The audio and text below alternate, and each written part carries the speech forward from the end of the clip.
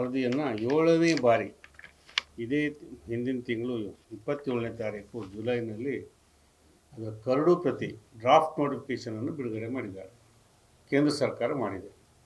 ಅದಕ್ಕೆ ಅಬ್ಜೆಕ್ಷನ್ ಕಾಲ್ ಮಾಡಿದೆ. ಅದಕ್ಕೆ ಅಬ್ಜೆಕ್ಷನ್ನು ಸಂಘ ಸಂಸ್ಥೆಯವರು, ಜನಸಾಮಾನ್ಯರು, ಸ್ಥಳೀಯ ಸರ್ಕಾರಗಳು ಇವರೆಲ್ಲ ಅಬ್ಜೆಕ್ಷನ್ ಹಾಕಿ ನಿಮ್ಮದೇನು ತಕರಾರು ಇದೆಯಾ ಅಂತ. ಇದಕ್ಕೆ ಕೂಡಲೇ ತಕರಾರು ಹಾಕಬೇಕು. ಜನಸಾಮಾನ್ಯರು ಹಾಕಬೇಕು, ನಾವು ಹಾಕಬೇಕು. ಅದು ಸೈಂಟಿಫಿಕ್ ಆಗಿ ಇಲ್ಲ ವರದಿ. ಆ ವರದಿಯೇ ಒಂದು ಅಪ್ರಸ್ತುತ ಅಂತ ಹೇಳಕ್ಕೆ ನಾನು ಇಷ್ಟಪಡ್ತಾ, ಹಿಂದೆ ಕೂಡ ಇದು ಡ್ರಾಫ್ಟ್ ನೋಟಿಫಿಕೇಷನ್ ಆಗಿತ್ತು 2023ರಲ್ಲಿ.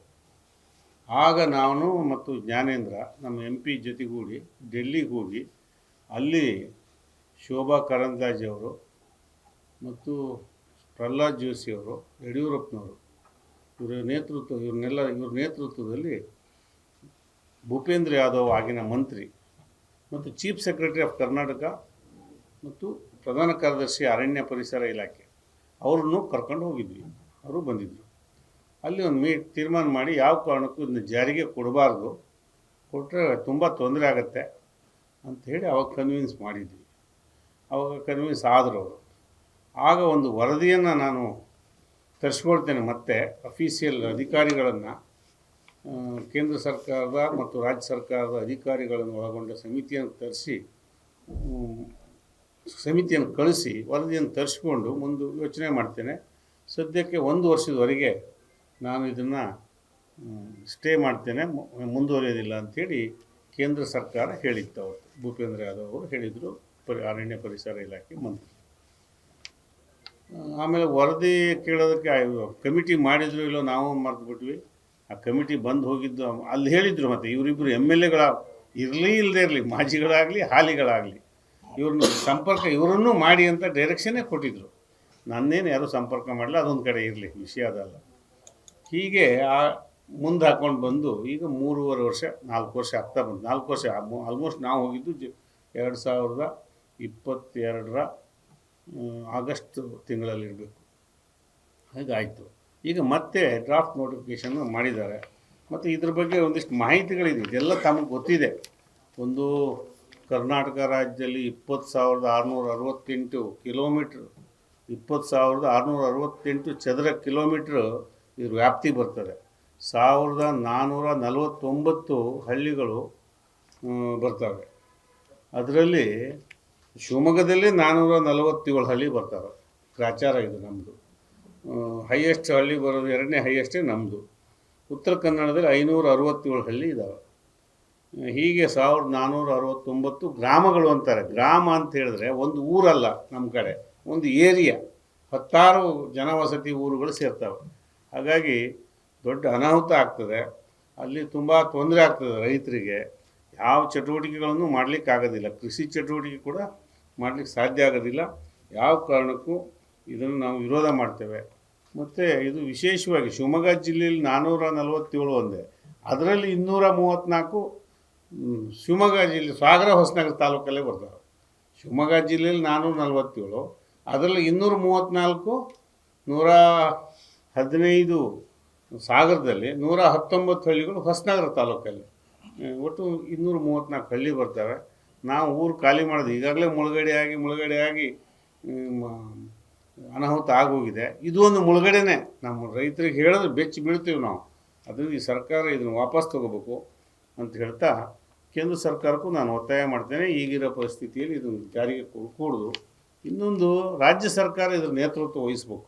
ಹಿಂದೆ ನಾವು ಹೇಳಿದ್ನಲ್ಲ, ಹಿಂದೆ ಕೂಡ ರಾಜ್ಯ ಸರ್ಕಾರದ ಜನಪ್ರತಿನಿಧಿಗಳನ್ನೇ ಕರ್ಕೊಂಡು ಹೋಗಿ ನಾವು ಒತ್ತಡ ಹಾಕಿ 3.5 ವರ್ಷ ಮುಂದೆ ಹಾಕಿದ್ವಿ. 4 ವರ್ಷ 4 ವರ್ಷ ಆಯಿತು. 4 ವರ್ಷ ಆಗಸ್ಟಿಗೆ. ಈಗ ಆಡಳಿತದಲ್ಲಿರ್ತಕ್ಕಂಥ ರಾಜ್ಯ ಸರ್ಕಾರ ಕೇರಳ ಮಾದರಿ, ಅಲ್ಲೂ ಹೇಳಿದ್ವಿ ಅವತ್ತು ನಾವು, ಕೇರಳ ಮಾದರಿಯಲ್ಲಿ ಅವರು ಒಂದು ಸ್ವಲ್ಪ ಉಳ್ಕೊಂಡಿದ್ದಾರೆ. ಅವರು ಅಲ್ಲಿಯ ಸರ್ಕಾರವೇ ಅದನ್ನು ವಿರೋಧ ಮಾಡ್ತು. ಇದು ಈಗಿರೋ ಸ್ಥಿತಿಲಿ ಮಾಡಿದ್ರೆ ಊರೇ ನಾವು ಖಾಲಿ ಮಾಡಬೇಕಾಗ್ತದೆ. ಪ್ರಾಣಿಗಳೆಲ್ಲ ಏನು ಮಾಡಬೇಕಾಗತ್ತೆ, ದನಕರುಗಳನ್ನ ಏನು ಮಾಡಬೇಕಾಗತ್ತೆ. ಅದು ಬೇರೆ ಥರ ಅವರು ಎಜುಕೇಟೆಡ್ ಇದ್ದರು. ಎಲ್ಲರಿಗೂ ಸ್ಥಳೀಯ ಸರ್ಕಾರಗಳು ಅಂದರೆ ಗ್ರಾಮ ಪಂಚಾಯಿತಿ, ಜಿಲ್ಲಾ ಪಂಚಾಯಿತಿ ಮತ್ತು ಪಟ್ಟಣ ಪಂಚಾಯಿತಿಗಳಿಗೂ ಅಲ್ಲಿ ಒಳಗೊಳ್ತಿದ್ವು. ಇದನ್ನು ಮನಗಂಡು ಅವರೊಂದು ವರದಿ ರೆಡಿ ಮಾಡಿ ಸರ್ಕಾರ ಅದನ್ನೊಂದು ಸಣ್ಣ ರಿಲೀಫ್ ಪಡೆದಿದ್ದಾರೆ ಅವರು ಕೇರಳದವರು. ಅದನ್ನು ಅನುಸರಿಸಬೇಕು ಅಂತ ರಾಜ್ಯ ಸರ್ಕಾರಕ್ಕೆ ನಾನು ಒತ್ತಾಯ ಮಾಡ್ತೇನೆ. ಮತ್ತು ರಾಜ್ಯ ಸರ್ಕಾರದಲ್ಲಿ ಇನ್ಫ್ಲೂಯೆನ್ಸ್ ಯಾರಿದೆ ಅವರು ಹೋರಾಟ ಮಾಡಬೇಕು. ಹೋರಾಟಕ್ಕಿಂತ ಹೆಚ್ಚು ಸರ್ಕಾರದ ಮೇಲೆ ಪ್ರಭಾವ ಬೀರಿ ನಾವೇನು ಮಾಡಿದ್ದೀವಿ ಅದಕ್ಕಿಂತ ಪರಿಣಾಮಕಾರಿಯಾಗಿ ಇದನ್ನು ವಾಪಸ್ ತಗೋಬೇಕು. ಅದನ್ನು ವಾಪಸ್ ತಗೊಳ್ಳೋದಕ್ಕೆ ಪ್ರಯತ್ನ ಮಾಡಬೇಕು. ಅದು ಬಿಟ್ಬಿಟ್ಟು ಇಲ್ಲಿ ಹೋರಾಟ ಮಾಡ್ತೀವಿ ಅಂತ ಇಲ್ಲಿ ಹೋರಾಟ ಮಾಡೋದು ಆಡಳಿತ ಪಕ್ಷದವ್ರು ಹೋರಾಟ ಮಾಡೋದಿಲ್ಲ. ನಾವು ಮಾಡಬೇಕು, ನಾವು ಮಾಡ್ತೇವೆ, ಅವರು ಮಾಡಬೇಕು, ನಾವು ಮಾಡಬೇಕು, ಪಕ್ಷಾತೀತವಾಗಿ ಮಾಡಬೇಕು ಇದನ್ನು. ಆದರೆ ಇಲ್ಲಿ ಜನಕ್ಕೆ ತಪ್ಪು ಮಾಹಿತಿ ಕೊಡೋಕೆ ಕೇಳ್ತಾರೆ. ಇದಕ್ಕೊಂದು ತುಂಬ ಇತಿಹಾಸ ಹಿನ್ನೆಲೆ ಇದೆ. ಇದು ಗಾಡ್ಗಿಲ್ ವರದಿ ನೇಮಕ ಆಯಿತು 2010ರಲ್ಲಿ. ಆಗಲೂ ಕಾಂಗ್ರೆಸ್ ಸರ್ಕಾರವೇ ಇತ್ತು. ಈ ಸರ್ಕಾರಗಳನ್ನ ಆ ಸರ್ಕಾರ ಈ ಸರ್ಕಾರ ಇತ್ತು ಅಂತ ಹೇಳೋದಕ್ಕಿಂತ ಆಗ ಕಾಂಗ್ರೆಸ್ ಸರ್ಕಾರ ಇತ್ತು. ಗಾಡ್ಗಿಲ್ ವರದಿ 10ರಲ್ಲಿ ನೇಮಕ ಆಯಿತು. 11ರಲ್ಲಿ ಅವರು ವರದಿ ಕೊಟ್ಟರು 1 ವರ್ಷದಲ್ಲಿ. ಅದಕ್ಕೆ ಭಾಳ ವಿರೋಧ ಬಂತು. ಇಡೀ ಪಶ್ಚಿಮ ಘಟ್ಟಗಳನ್ನೇ ಸೇರಿಸ್ಬಿಟ್ರು ಸಾಲಿಡಾಗಿ. ಅವರು ಯಾವ ಅಧ್ಯಯನವೂ ಆಗಲಿಲ್ಲ, ವರದಿನೂ ವಸ್ತುನಿಷ್ಠ ವರದಿ ಆಗಲಿಲ್ಲ. ಅದು ಆವಾಗ ವಿರೋಧ ಬಂದ ಮೇಲೆ ಆಗಿನ ಕಾಂಗ್ರೆಸ್ ಸರ್ಕಾರವೇ ಮನಮೋಹನ್ ಸಿಂಗ್ ಸರ್ಕಾರ ಇತ್ತು ಐ ಥಿಂಕ್ ಅದು ಬಹುಶಃ. ಅವ್ರೇನು ಮಾಡಿದ್ರು 2011ರಲ್ಲಿ 2014ರಲ್ಲಿ ಒಂದು ಗಾಡ್ಗಿಲ್ ವರದಿ ಸಾರಾಸಗಟ್ಟು ಇಡೀ ಪಶ್ಚಿಮ ಘಟ್ಟದ ಎಲ್ಲ ರಾಜ್ಯಗಳು, ಎಲ್ಲ ವರ್ಗದವರು, ಎಲ್ಲ ಪಕ್ಷದವರು ವಿರೋಧ ಮಾಡಿದ ಮೇಲೆ ಆ ವರದಿಯನ್ನು ಹಿಂತಗೊಂಡು ಒಪ್ಕೊಳ್ದೇನೆ ಕಸ್ತೂರಿ ರಂಗನ್ ನೇಮಕ ಆಯಿತು. ಕಸ್ತೂರಿ ರಂಗನ್ ಅವರ ನೇಮಕ ಆದಮೇಲೆ ಅವರು ವರದಿ ಕೊಟ್ಟರು ಮಾರ್ಚ್ ತಿಂಗಳಲ್ಲಿ 2014ರಲ್ಲಿ ಮಾರ್ಚ್ 10ನೇ ತಾರೀಕು ಒಂದು ರಿಪೋರ್ಟ್ ಕೊಟ್ಟರು ಈ ಕಸ್ತೂರಿ ರಂಗನ್ ವರದಿ. 14ರಿಂದ ಮೇಗೆ ಎಲೆಕ್ಷನ್ ಆಯಿತು. ನಮ್ಮದು ಭಾರತೀಯ ಜನತಾ ಪಕ್ಷ BJP ಅಧಿಕಾರಕ್ಕೆ ಬಂತು. ಮತ್ತು ಇದು ಸರಿ ಇಲ್ಲ ಅಂತ ಎಲ್ಲ ಕಡೆ ಪ್ರತಿಭಟನೆಗಳು ಮತ್ತೊಂದು ಎಲ್ಲ ಆದವು.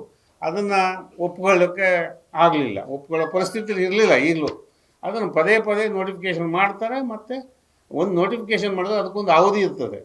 ಅದು ಅವಧಿ ಮುಗಿದ್ಮೇಲೆ ಮತ್ತೆ ನೋಟಿಫಿಕೇಷನ್ ಮಾಡ್ಬೇಕು, ಡ್ರಾಫ್ಟ್ ನೋಟಿಫಿಕೇಷನ್. ಹಾಗಾಗಿ ಮಾಡ್ತಾನೆ ಇದ್ದಾರೆ. ಈಗ 7ನೇ ಡ್ರಾಫ್ಟ್ ನೋಟಿಫಿಕೇಷನ್ ಬಂದಿದೆ. 7ನೇ ಬಾರಿ ಇವ್ರದ್ದೇ ಕಸ್ತೂರಿ ರಂಗನ್ ವರದಿದೆ. ಗಾಡ್ಗಿಲ್ ವರದಿ ಹೋಯಿತು, ಮಾಧವ್ ಗಾಡ್ಗಿಲ್ ಅಂತ. ಕಸ್ತೂರಿ ರಂಗನ್ ವರದಿ ಈಗಿನ ಸ್ಥಿತಿಯಲ್ಲಿ ಯಾವ ಕಾರಣಕ್ಕೂ ಒಪ್ಕೋಬಾರ್ದು.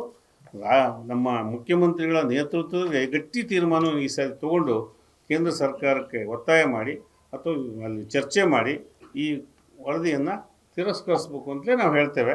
ಮತ್ತು ಅದರದ್ದೇ ಆದ ಇದು ಪಶ್ಚಿಮ ಘಟ್ಟ ಎಕಾಲಜಿಕಲಿ ಎಕಾಸಿಕ್ ಅಂತದ್ದು ಹೇಳ್ತೀವಿ ನಾವು. ಅದಕ್ಕೆ ಒಂದು ಶಬ್ದ ಇದೆ, ESA ಅಂತ ಹೇಳ್ತಾರೆ. ಅಂತದ್ದು western Ghats ecology sensitive area ಅಂತ. ಪರಿಸರ ಸೂಕ್ಷ್ಮ ಪ್ರದೇಶ ಪಶ್ಚಿಮ ಘಟ್ಟ ಸೇರಿಸ್ಕೊಳ್ಳೋದು. ಇದು ಸೂಕ್ಷ್ಮ ಪ್ರದೇಶ ಸೂಕ್ಷ್ಮವಾಗೇ ಇದಾವೆ.